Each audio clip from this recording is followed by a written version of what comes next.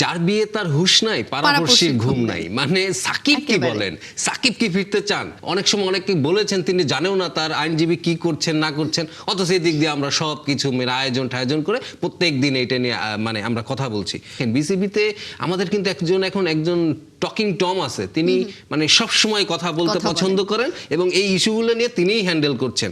দলের জন্য তাদের কি এমন ভালোবাসা যে দলটিকে আপনি টি-20 ওয়ার্ল্ড কাপে খেলতে পাঠালেন না, সেই দলের জন্য এখন সাকিব আল হাসানের আপনার দরকার। এই যে একটা ড্রামা, ক্লাইম্যাক্স ড্রামা বলছিলাম আমি, একটা এপিসোড প্রতিদিন একজনের একটা স্টেটমেন্ট চলছে। এই স্টেটমেন্টের পর সাকিব আল হাসানের পাকিস্তান সিরিজ দিয়ে ফেরার কথা ছিল, সেটা তো একেবারেই এখন বলা যেতে পারে যে সম্ভব না কোনো মতেই।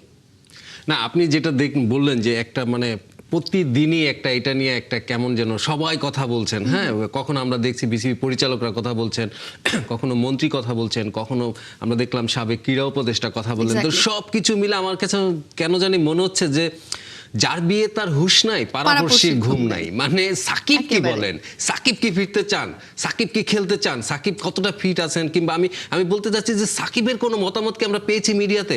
আমরা কিন্তু মিডিয়াতে যোগাযোগ করেছি, আমরা শুধু নয়, অনেকে অনেকভাবে যোগাযোগ করার চেষ্টা করা হয়েছে তার সঙ্গে, হোয়াটসঅ্যাপ মেসেজ, ফোন কল করার চেষ্টা করা হয়েছে এবং তার কিন্তু তিনি অনেক টেক্সট মেসেজ দেখার পরে কিন্তু তিনি সবকিছু পরে একটা রিপ্লাই দেন, দেখা যাক কি হয়, কিংবা সবকিছু শোনার পরে একটা 2 হাত জোর করে একটা ইমোজি।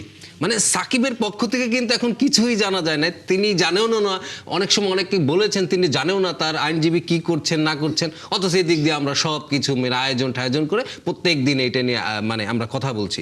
আমার কেন জানি মনে হয় এটার দুটি ব্যাপার থাকতে পারে, যে আপনি ওয়ার্ল্ড কাপ, আমরা জানি আমরা ওয়ার্ল্ড কাপ খেলতে পারছি না, এটা আমাদের ক্রিকেট ব্যর্থতা, আমাদের বোর্ডের ব্যর্থতা।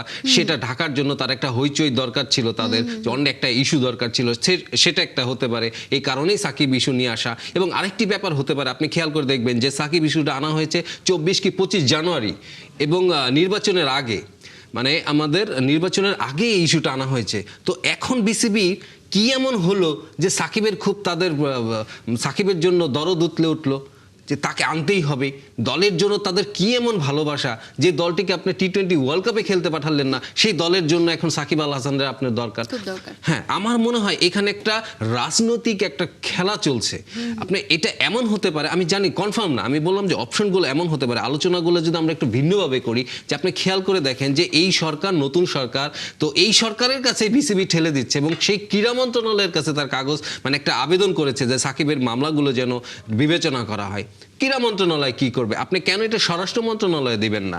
আর আপনি যখন এই ক্রীড়ামন্ত্রীর কাছে এত মানে আপনি বলটা ঠেলে দিচ্ছেন এই সরকারের কোর্টে, আপনার তো গত সরকারের সেই সুযোগটা ছিল, আপনি 25 তারিখে সেই সিদ্ধান্তটা নিয়েছেন সাকিবের ব্যাপারে, তখন তো ক্রীড়া উপদেষ্টা এবং আইন উপদেষ্টা একই লোক ছিলেন, তাহলে তাকে কেন দিলেন না? আপনি এখন কেন দিচ্ছেন? কারণ এই ইস্যুটা নিয়ে একটা দ্বিধাভক্তি থাকে। সাকিব আল হাসানের দেশে ফেরা কিংবা না ফেরা, এই সরকার যে সিদ্ধান্তই নেক সেটা নিয়ে কিন্তু আলোচনা হবে, একটা পক্ষ কিন্তু একটা বিরূপ প্রভাব দেখাবে এবং সেই প্রভাবটা এই সরকারের উপরেই পড়বে। সাকিবকে যদি আপনি ফেরান তাহলে একটা পক্ষ খুশি হবে, আরেকটা পক্ষ অখুশি হতে পারে, আবার না ফেরালেও একটা পক্ষ খুশি হবে, আরেকটা পক্ষ অখুশি হবে। তো কোনো একটা পক্ষ কিন্তু অখুশি হচ্ছে এবং সেইটা কিন্তু সরকারকে বিব্রতকর অবস্থায় ফেলে দিতে পারে এবং এটা নিয়ে রাজনীতি হতে পারে। প্রত্যেকদিন এই জন্য কথা হচ্ছে, আমার মনে হয় যে এই অ্যাঙ্গেলটা একটা দেখা যেতে পারে।